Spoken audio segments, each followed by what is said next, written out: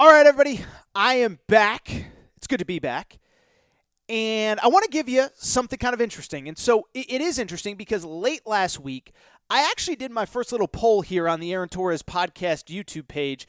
And I asked you guys, I said, what do you guys want out of the content on this page? I said, do you want more college basketball offseason stuff? Do you want to look ahead to college football? Do you want to do other? What are you guys into at this point in the year? Because outside of the NBA, unless you're an NBA diehard, there's not really a ton to talk about. And so with that said, I put up a poll. Most of you said you actually want more college hoops. And so what we're going to do on this page going forward, we're going to ramp up the crazy off-season content. Now look, once we get to July, once we get to media days, once the SEC, Big 10, Big 12 have media days, we're going to ramp up the college football on this page. But in the meantime, we are going to talk college hoops, and we're going to talk about everything that happened this offseason since Baylor beat Gonzaga to win the national championship in early April. And one thing that happened this offseason, maybe more than ever before, was that the transfer portal and everything that just happened in general upgraded a lot of rosters. A lot of rosters went from really bad to really good thanks to either the transfer portal, the high school market, in some cases, the players that got the extra year of eligibility that decided to return. And so what I want to do now is look at the 5 rosters that I believe have improved the most since the end of the season. And before we get to the 5, I do have a couple caveats. First of all, if you were already good last year, unless there were crazy extenuating circumstances, you're not going to make this list. So what do I mean? Arkansas, perfect example. They were awesome in the portal this offseason. No one would argue that Arkansas did not do what they said they were going to do in the portal. Bring in, I think, 5 marquee players at this point. Chris Likes from Miami, Audiz Toney from Pitt, Jackson Robinson from Texas A&M, Stanley Amude from South Dakota, who I interviewed on this channel, by the way, and, of course, last week, Trey Wade with Wichita State. They brought in a ton of talent in the offseason, but they were so good during the season. I'm not going to put them on this list because the talent upgrade isn't significant because the talent was already there. Same with Alabama, which brought in 2 marquee players via the portal as well as a 5-star player. Same with, say, Kansas, who actually brings back a big chunk of their roster even though they've upgraded in the portal. And so what I want to do now is talk about 5 teams that I believe have vastly upgraded in the portal from where they were at the end of the offseason, and all of them are a little bit different. And so let me start with number 1. Let me start with a team. I don't ever really remember a program upgrading this much, this fast in one offseason. That is the Kentucky Wildcats. And what I will say is anybody who listens to this channel, anybody who follows college basketball knows, not a very good season for Kentucky. They finished 9-16 overall. And basically, it was a year that everything that could go wrong did. And I don't want to rehash all of it, relitigate all of it. But what I would say is some of it was explainable, weird offseason, all that stuff. But when you looked at that roster composition last year, you looked at the fact that they had no three-point shooting. They had no real point guard. They had no experience. They had no veterans. They had no mental toughness. They had no physical toughness. When you look at what John Calipari has done since the season ended, just incredible how much he's upgraded this roster. Now, I know a lot of you aren't Kentucky fans. You're going to sit there and say, Torres, let's see it on the court. Like, I get it. Nothing is guaranteed. I'm not saying Calipari's going to win the championship this year. I'm just saying credit where it's due because I do believe that he did a great job of upgrading this roster. They didn't have a true point guard last year. Well, guess what? Now they got 2. Severe Wheeler from Georgia. He was an all-SEC point guard, top 10 nationally in assists. He came to Kentucky. He is the true point guard that this program needs. And oh, by the way, great leader, great mature adult in the locker room, exactly what you want from a point guard and a leader of your college basketball program. And oh, on top of that, by the way, they signed 5-star guard Ty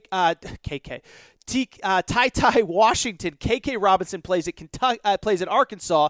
I'm talking about Ty Washington, 5-star guard from Phoenix, chose Kentucky essentially over Arizona, but he was recruited by everybody. This kid is a combo guard. He can play the point. He can play off the ball. He's a great 3-point shooter, and he will be a great complement to Severe Wheeler at the point guard. Reports are already, it's not really even a report. Ty Washington said it. I love Severe Wheeler. I'm learning from him every day. He has been a great mentor to me, and so point guard problem solved. Next problem. Kentucky was terrible from the 3-point arc. Well, guess what they did? They went out and signed two of the best three-point shooters in college basketball. Kellen Grady, who really is more of a combo scoring guard than he is a straight shooter. He's a guy that shot 38% from the field for Davidson last year, 17 points per game, a 4-time All-A-10 performer. I believe he can actually be the top scorer at Kentucky next year. I think he's going to be awesome. And then on top of that, oh, by the way, you go get C.J. Frederick from Iowa, who is an absolute stud that shot 48%. So you solved the point guard problem with Sahvir Wheeler and Ty Washington. You solved the three-point shooting with C.J. Frederick and Kellen Grady, Ty Washington as well in that category. And then in kind of the physical toughness, Oscar Tshiebwe, who was technically in the program last year, he comes in as well. And so you look across the board, Calipari did an amazing job, and I think this program is actually going to be really good. In my preseason poll, as of now, always subject to change, I actually have Kentucky at number 2 behind Alabama, and some of that is dependent on who Alabama actually may lose to the NBA draft, which is another topic that we will get to later this week as the NBA Combine is coming up. And then, oh, by the way, we will have the NBA Lottery on Tuesday, so we're going to get some clarification on what this NBA draft process looks like this week. We will get to that on a later episode, but in the meantime, Kentucky's number 1. Number 2. My old buddy Mike Woodson. And honestly, look, we know I crushed the Mike Woodson hire when it happened. This guy's been awesome since he got to campus and since he's put his staff in place and really done an incredible job of rebuilding this roster. And what's been so impressive to me about Mike Woodson is that he actually had in many ways a more difficult job than a lot of coaches anywhere in America, in that he had to re-recruit a lot of his roster out of the portal, get them back to campus, and then he had to recruit the portal normally to convince kids to come to Indiana to play for him.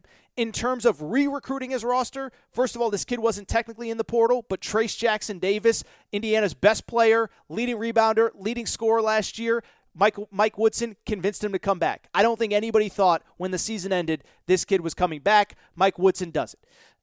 In the portal, re-recruiting his own players, Christian Lander, former 5-star, Race Thompson, starting center, Jordan Geronimo, really talented forward that I think is actually going to really blossom this year, and then Parker Stewart, who was a sit-out transfer last year, who was incredible 2 years ago at UT Martin, a great three-point shooter. I think he will be very effective replacing Armaan Franklin at Indiana. Beyond that, then my boy Mike Woodson went into the portal. And what did he do there? He got 3 studs out of the portal. First of all, Xavier Johnson, just a rock star. I think he is going to be one of the better point guards in the Big Ten. He averaged 15.6 assists at Pitt last year. Didn't work out under Jeff Capel, but he's going to be good. He's going to be really good under Mike Woodson. On top of that, Miller Kopp, a stretch 3, stretch 4. I think in a previous video I said he was 6'11". He's actually about 6'7", 6'8", 6'6", maybe somewhere in that range. But a stretch 4 that I believe will have a good impact on that team.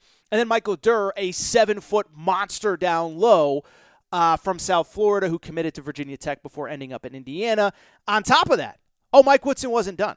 You thought recruiting his roster out of the portal was enough. Wrong. You thought getting 3 guys out of the portal from other programs was enough. Not for Mike Woodson. Not for Mike Evan Woodson. Mike Evan Woodson then went out and got Tamar Bates, a 5-star guard that literally everyone in college basketball wanted. Was committed to Texas. Shaka Smart leaves, and Tamar Bates reopens his recruitment. He's getting recruited by Kansas. He's from Kansas, by the way, getting recruited by Kentucky, etc. Mike Woodson goes in, gets Tamar Bates, brings him to Indiana as the last piece, one of the marquee pieces of this 2021-2022 roster. I should mention, Tamar Bates, another guy that I have interviewed on this channel. Check out that interview if you have not already.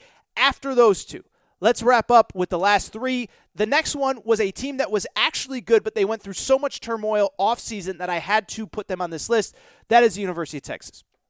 And if you listen to this channel pretty regularly, you know that really, realistically, I've talked a ton about Texas, and I talked a ton about them last week because it's easy to sit there and say, Torres, they were good last year. They won the Big 12 title. They got a 3 seed. How could you possibly put them on a list like this? Well, it's easy. Because their coach left, and nobody knew what the roster was going to look like until Chris Beard came in and worked his magic. Again, I did a video on this last week. I encourage you to go back and listen. But if you did not listen, since Chris Beard has gotten to campus, lost a big chunk of his roster, what did he do? He went and got 5 marquee players out of the transfer portal from other schools. He went and got Timmy Allen, an all Pac-12 wing, coming into Texas. I think he's going to be an all Pac-12 type or an all Big 12 type player. He got Dylan Disu, leading rebounder in the SEC last year at Villanova or at Vanderbilt. Excuse me. How many V's? Took 3 V's to get it right. At Vanderbilt, he was the SEC's leading scorer, averaged 15 points, 9 rebounds a game. He's coming into Texas. I think he is kind of the surprise, low-key. You don't realize just how good he is, but Dylan Disu's coming in. Christian Bishop, who I just mentioned right there, he was a starter on Creighton's Sweet 16 team this year. After him, they went and got Trey Mitchell, an 18-8 guy from UMass, who was just excellent in his 2 years at UMass. I'm tripping all over my own words here. And then finally, Devin Askew from Kentucky, who I think will be a nice bench piece for Texas. But again, 5 marquee transfers. An all Pac-12 wing in Timmy Allen, the leading rebounder in the SEC, Dylan Disu, Christian Bishop, starter on Creighton Sweet 16 team, Trey Mitchell, 18-8 at UMass, and then Devin Askew. And oh, by the way, on top of that, Chris Beard convinced 3 marquee players off last year's Big 12 tournament championship team to come back. Courtney Ramey, who I think is just a rock star in terms of his ability to put the ball in the basket. From there, you also have Andrew Jones, obviously an incredible story. We all know his story, overcame leukemia. And then finally, Brock Cunningham, a role player, kind of bench playing forward. On top of that, 5-star guard Jalen Tyson, Chris Beard also convinced to come back. I'm going to wrap the last 2 really quick. The first one, I think, will be a little bit of a surprise. It's Mississippi State, the Bulldogs, Ben Howland. So Mississippi State wasn't bad last year, but wasn't necessarily good.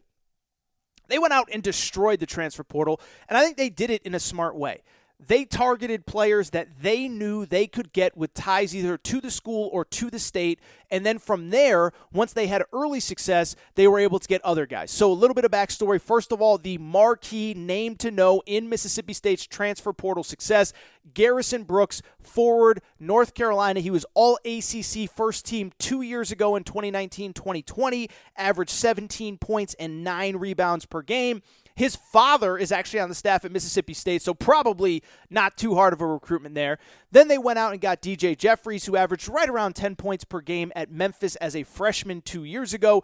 Dealt with a lot of injuries, but I'm just going to be real with you. I think he's got NBA size, he's got NBA length, he's got NBA skill, and he is an NBA caliber player from Mississippi, decides to go home after 2 years at Memphis. Also, 2 marquee guards, Rocket Watts, who started on Michigan State's NCAA tournament team, and Shaquille Moore, who showed flashes early for NC State. So Mississippi State is number 4 with 4 marquee players that they signed this offseason out of the portal: Garrison Brooks, DJ Jeffries, Shaquille Moore, and Rocket Watts. The final one, this is a total curveball, but I'm going to do it anyway. It's Jay Wright's Villanova Wildcats. And you're probably sitting there saying, well, Torres, you said if you were good last year, you can't be on the list. Well, 1, it's my list. I do what I want.